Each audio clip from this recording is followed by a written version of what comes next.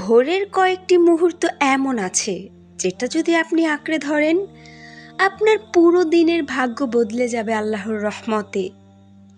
মাত্র ৩ মিনিট, হ্যাঁ, মাত্র ৩ মিনিট আল্লাহর জন্য দিন। দেখবেন আপনার সকালও বদলাবে, আপনার জীবনও বদলাবে ইনশাআল্লাহ।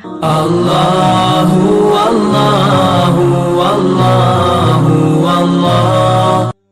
দিনের শুরুতে মাত্র ৩ মিনিট, আপনার পুরো দিন বদলে যাবে আল্লাহর রহমতে। ধাপ ১, ফজরের আগে ইস্তেগফার। প্রথম মিনিট সোজা বসুন, চোখ বন্ধ করুন আর বলুন আস্তাগফিরুল্লাহ, আস্তাগফিরুল্লাহ, আস্তাগফিরুল্লাহ। হৃদয় থেকে ক্ষমা চান, কারণ দিনের শুরুতে যে আল্লাহর কাছে ক্ষমা চায় তার জন্য আকাশের দরজা খোলা হয়। ধাপ ২, কুরআনের আয়াত পাঠ।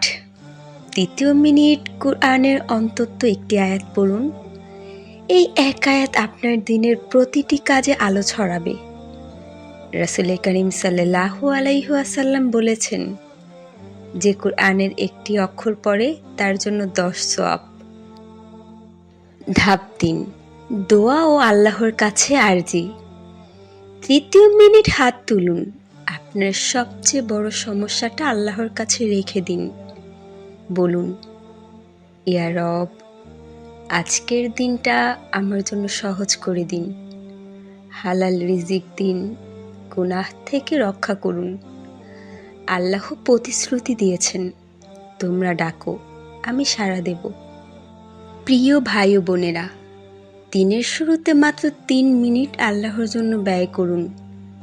বিশ্বাস করুন, এই সামান্য সময় আপনার দিনকে বদলে দেবে, আপনার রিজিককে বরকতময় করবে আর আপনার জীবনে আনবে আল্লাহর রহমতের বৃষ্টি। আজ থেকেই শুরু করবেন তো।